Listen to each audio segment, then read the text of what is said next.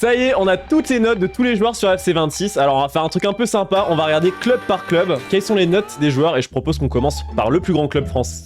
Le plus grand club français? Bon, je crois qu'on peut le dire, le plus grand club français, le Paris Saint-Germain. On va voir les notes des joueurs sur FC26. Pour commencer, Dembélé, on avait fait sa carte en plus. Putain, ils lui ont fait une très grosse carte. Ce qui me choque le plus, c'est qu'ils l'ont mis BU, quoi. Et donc ça, c'est un buteur qui va me faire hurler toute l'année. Ah, ils ont mis 93 en dribble quand même. Waouh, 93, c'est beaucoup en dribble. Ouais, faut doser, là. Faut doser. 93, pour moi, c'est Yamal et personne d'autre dans le football actuellement. Et bon, au final, par contre, sur le général, c'est mérité, quoi. Bon, Paris, globalement, ça a été revu à la hausse très fortement. Il y a des très grosses notes. Je vois à la Hakimi aussi très méritée.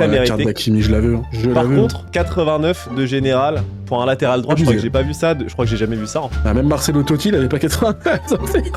Moi, le dernier souvenir d'un latéral qui a autant, je crois, c'était Dani Alves, truc comme ça, Dani Alves Prime sur FIFA 12, 13, 89, c'est vraiment beaucoup. Hein. Les stats, elles reflètent pas trop le général pour le coup. Là. Ouais, je sais pas où se cache le 89, il y a plein de stats au-dessus de 84, 83 même. Et juste à côté, un autre dont on s'est occupé, Vitinha, il a 89 et très belle carte aussi. Hein. Il va être très cher surtout, ouais. À voir parce qu'il a pas beaucoup en vitesse, tu sais, c'est un peu... Bah franchement, il a la même carte que Bernardo Silva, en vrai, Bernardo Silva ça coûte jamais très cher. Carte exceptionnelle de Pacho. On n'a jamais vu un équatorien aussi fort au foot. Si, Quadrado.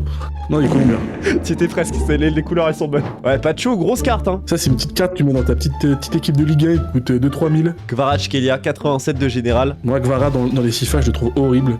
La carte est quand même pas mal et en plus il a 58 de défense star. S'il a 58, ça va, c'est carré. Oh, Nuno Mendes, oh mon dieu. Peut-être un peu sous-côté sur le général, 86. Je sais pas s'il mérite d'avoir 3 de moins que Hakimi parce que quand même il a fait des gros matchs la saison dernière. La carte elle ressemble quand même, je crois, à ce qu'il avait avant. Hein. Ça va être le mec, tu peux le garder du 1er septembre au 15 janvier. En régular, il va faire le taf. Et juste à côté, Doué, ils lui ont littéralement mis tous les postes. Ah oui, bah il peut jouer gardien même. Ah, putain, ils ont quand même bien vu la vitesse à la baisse par rapport à nous. Nous on lui avait mis, je crois, 88, ce qui me semblait. 83 de vitesse à Doué, mais ils sont complètement malades. 90 de dribble, c'est très carré. 80 de tir, je crois qu'on avait mis 79, donc c'est quasiment pareil. Avec un vieux playstyle truc là, trickshot là. Putain, quel horreur. Ensuite, Joao Neves, l'homme qui met de retourner dans le même match qu'il aurait cru. Non, mais tu sais ce que c'est comme carte ça? Y a moins, ça peut être un petit Kanté, tu sais. Ça, c'est une carte qui a fait taf au début. Ça coûte rien, tu peux le link facilement. On a Fabian Ruiz, Barcola, ouais, donc c'est deux cartes.